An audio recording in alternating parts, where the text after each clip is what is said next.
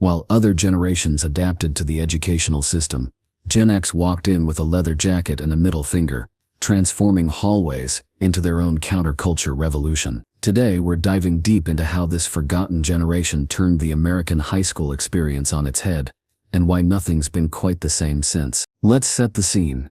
Picture this. It's 1987, and the American teenager is experiencing something unprecedented. They're the first generation of true latchkey kids, coming home to empty houses while both parents work. They're cynical, self-reliant, and deeply suspicious of authority, and they're about to make high school their own personal kingdom. The transformation started the moment they woke up. Gen X didn't just get ready for school, they staged a daily performance of identity.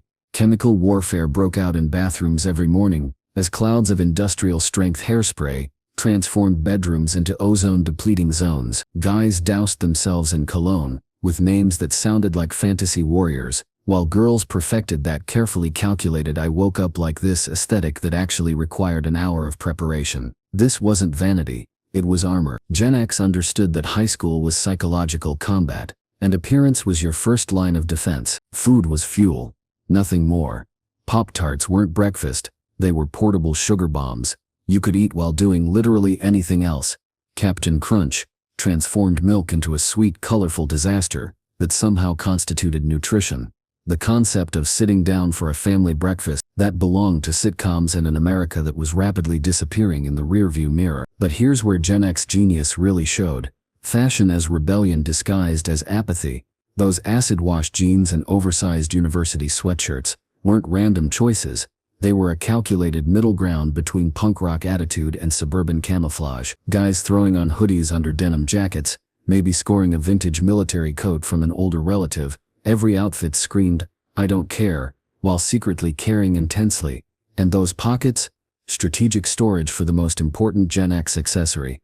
For the first time in human history, teenagers could literally tune out the world and create their own audio reality. Those mixtapes were more than music, they were emotional manifestos, carefully curated protests against whatever adults thought teenagers should be. Transportation to school revealed the Gen X social hierarchy in automotive form. Sure, some kids got dropped off in their parents' sensible station wagons, boxy Volvos built like Swedish tanks, but the real players, they had wheels. That friend with the turbocharged compact car wasn't just offering rides, they were providing access to freedom.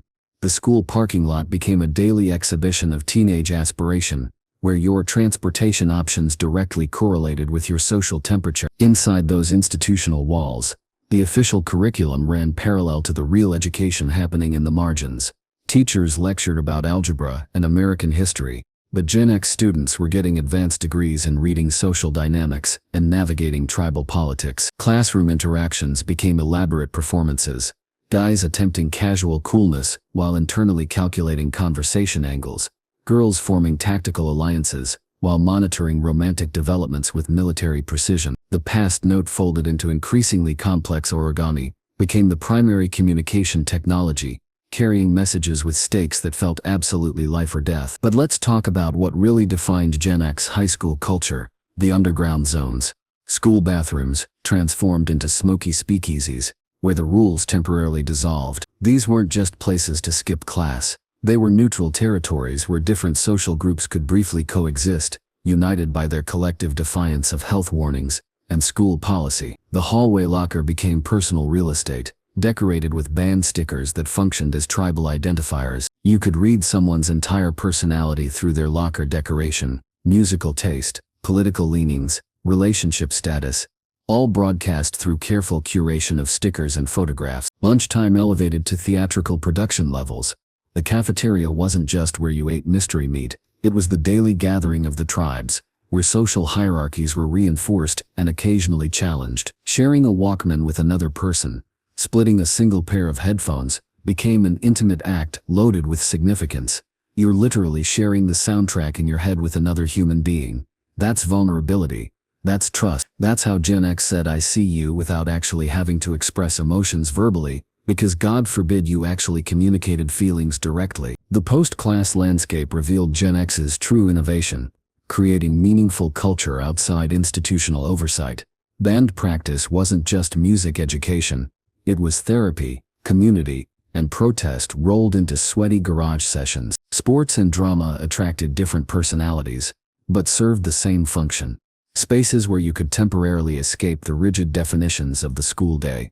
And those romantic encounters under bleachers or in library corners, that wasn't just teenage hormones, that was Gen X's insistence on finding authentic human connection in an increasingly impersonal world. After the final bell, Gen X didn't go home, they went exploring. Record stores became sacred spaces where music wasn't just consumed, but investigated, where album artwork and liner notes offered windows into alternative realities. Arcades provided another dimension entirely.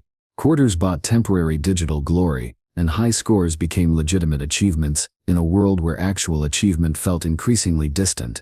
And those unsupervised afternoon hours?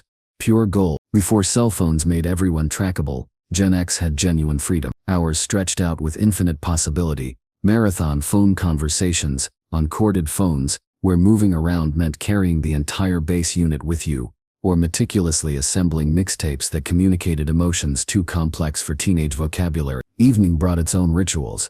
The local diner wasn't just somewhere to eat, it was the third space. Neither school nor home where Gen X could exist on their own terms, sharing fries under fluorescent lighting, spinning the same songs on the jukebox, rehashing the day's developments.